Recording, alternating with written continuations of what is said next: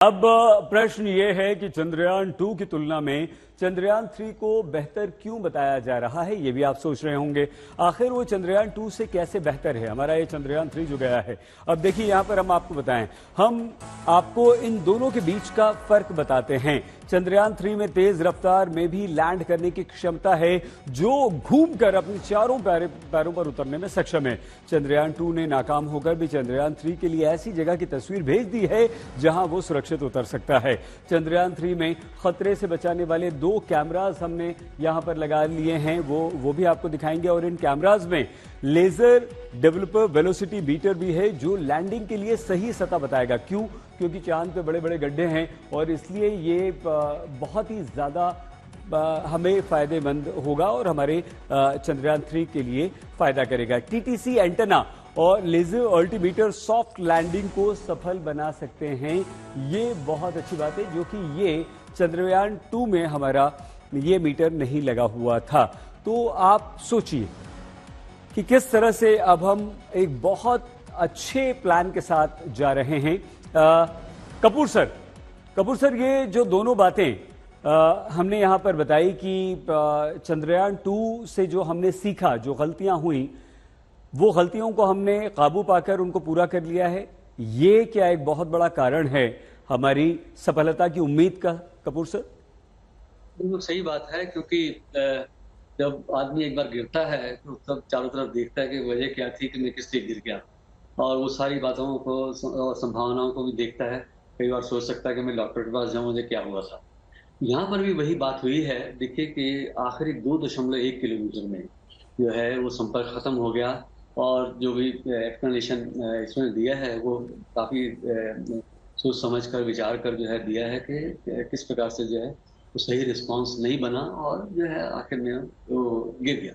लेकिन इस बार जो है एक तो सारी की सारी ट्रेजेक्ट्री जो है शुरू से आखिर तक की है वो वर्कड आउट है, और जो भी माइनर करेक्शंस थी इनिशियल कंडीशंस वगैरह के लिए वो सब या तो कर ली गई हैं और थोड़ा बहुत और होंगी। क्योंकि देखिए कि जो भी हमने अभी तक पढ़ा इसरो के दिए हवालों से 30 गुना 100 किलोमीटर की वो ऑर्बिट थी, लेकिन हमें को जो मिली है प्री लैंडिंग ऑर्बिट वो 25 गुना 134 किलोमीटर। तो थोड़ा मॉडिफिकेशन तो होता है ना, ठीक है। तो उसके बाद जो उतार है उसमें जो हमारी जो डाउन रेंज है वो भी रिकैलकुलेट हुआ है, लगभग 800 किलोमीटर होना चाहिए वो। और उम्मीद करते हैं कि इस बार कोई भी ऐसी अड़चन नहीं आएगी। बिल्कुल सर। और डॉक्टर सोमनाथ का जो अभी कॉन्फिडेंस उनके चेहरे पर दिख रहा था, उससे हमारा भी समझिए हौसला बहुत बढ़ गया है। बिल्कुल सर, सबका हौसला बढ़ा है। पांडे सर, ये 48 घंटे कितने महत्वपूर्ण है हमारे लिए? Amitabh sir.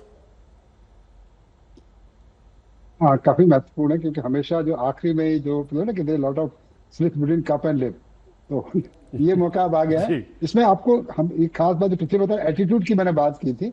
Attitude common language में तो हर एक का अलग मीनिंग होता है, लेकिन स्पेस साइंस में एटीट्यूड का मतलब होता है हमारा जो ओरिएंटेशन रॉकेट का, लैंडर का, बिल्कुल वही होना चाहिए जो हमको चाहिए। तो इसके लिए जिस मीटर, जैसे हम लेजर, अपने डॉपलर है जो जिसका मीटर जो लगा हुआ है, सेंसर लगा हुआ है, वो दरअसल एग्जैक्टली प्रिसाइज वेलोसिटी को मेजर करेगा, उसका ओरिएंटेशन शिप हमारे जो लैंडर का क्या है उसको करेक्ट करता चलेगा। तो पिछली बार वाली गलती होने की संभावना नहीं है। इसलिए ये ज्यादा कॉन्फिडेंस इसी से बिल्डअप हमारा हो रहा है। तो बेटर इक्विपमेंट है, बेटर हमारा लैंडर है, इस सब के चलते हम सक्सेसफुली चांद पर उतर पाएंगे, ऐसा मुझे विश्वास है। बता दें कि प्रश्न ये भी है कि चंद्रयान 2 की तुलना में चंद्रयान 3 को बेहतर क्यों बताया जा रहा है? आखिर वो चंद्रयान 2 से कैसे बेहतर है? हम आपको इन दोनों के बीच आइए फर्क अपनी इस रिपोर्ट के माध्यम से बताते हैं।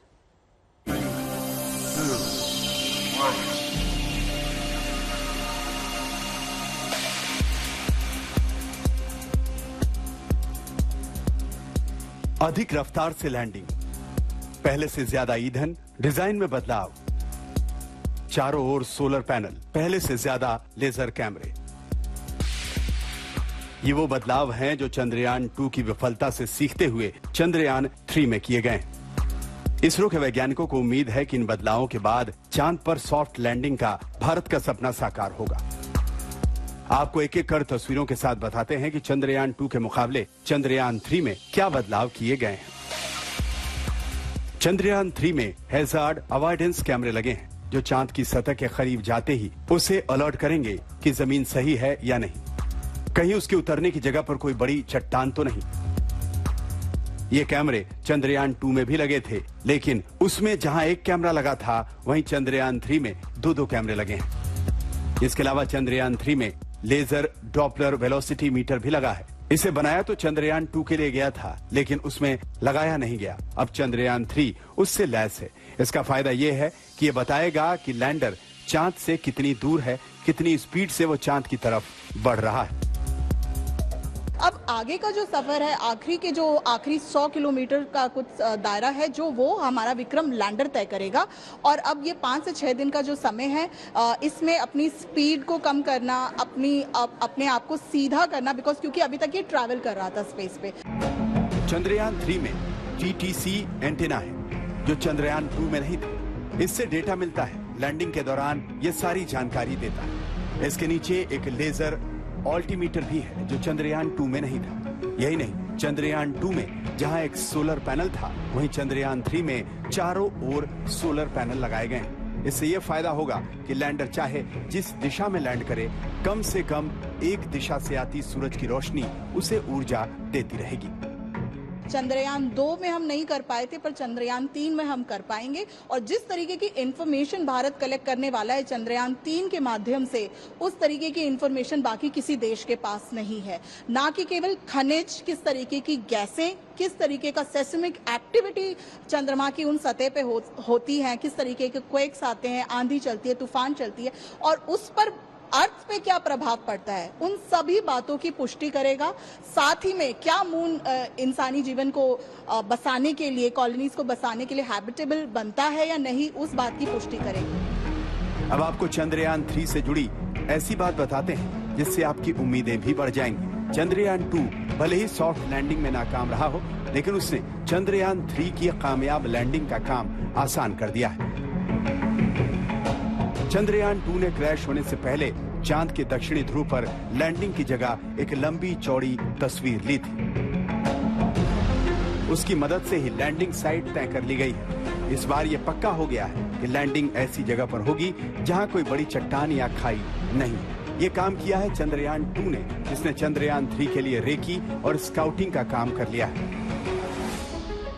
जगह निर्धारित करी है इसरो ने, जो जहां पर लैंड करना है, कि वहां पर कोई लास्ट मिनट कोई प्रॉब्लम नहीं है। उन सभी बातों को, उन सभी पहलुओं को अच्छे से गौर कर 23 तारीख को 5:47 पर सॉफ्ट लैंडिंग का प्रयास होगा।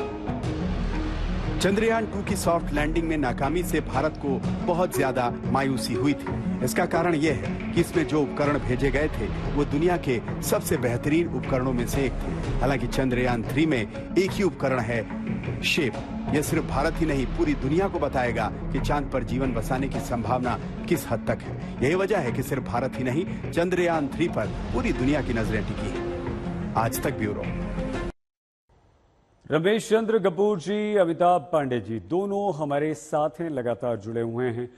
पांडे सर, क्या उम्मीद, और अब वो कौन सा इतिहास है जो हम रचने जा रहे हैं?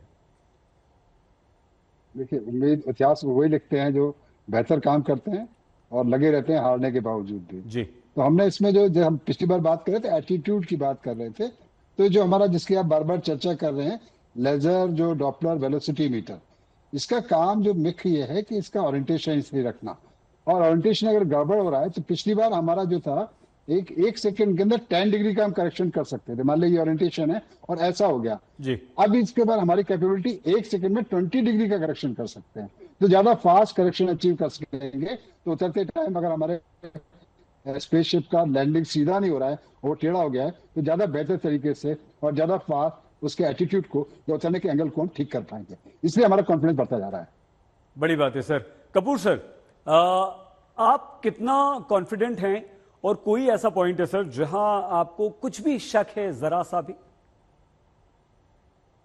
बिल्कुल भी कोई शक नहीं है, क्योंकि जो तैयारी अब तक होनी थी वो परफेक्ट तरीके से हुई पड़ी है। अब तो सिर्फ जो है उस समय का इंतजार है। और मैं सिर्फ इतना बताना चाहता हूं कि जो जिस जगह पर लैंडर को उतरना है, उस जगह पर इस समय सूर्योदय हो रहा है, और 5:30 बजे के आसपास तक सूर्य पूरा उग जाएगा।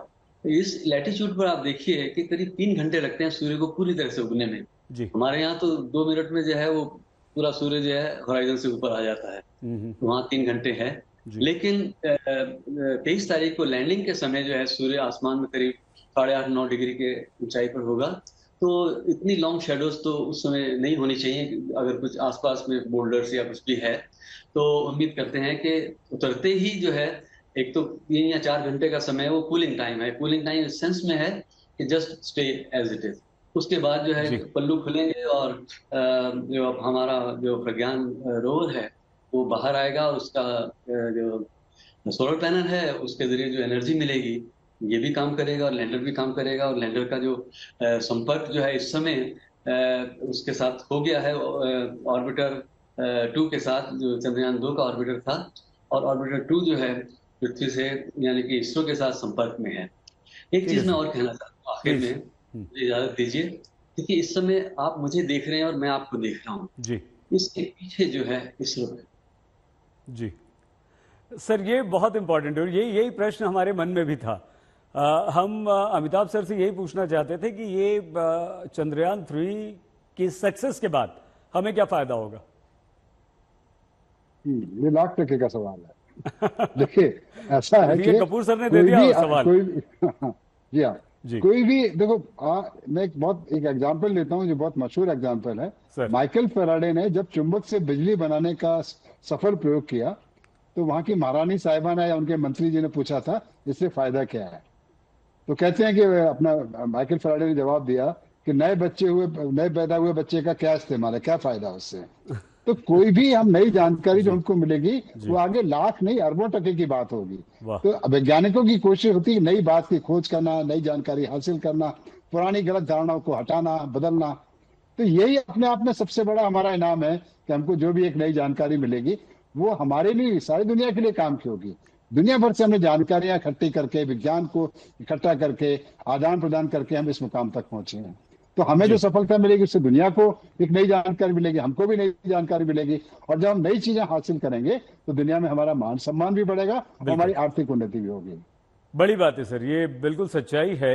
लेकिन कपूर सर, जो आपने बहुत अच्छी बात कही और आम व्यक्ति हमारे जैसा बहुत अच्छी तरह से समझ गया कि इसरो ने हमें क्या दिया और सैटेलाइट से हमें क्या फायदा होता है। आप और हम हजारों किलोमीटर दूर, अमिताभ सर तो बहुत दूर है आज हमसे, वहां पर बैठकर हम एक दूसरे से बात कर रहे हैं, एक दूसरे को देख रहे हैं।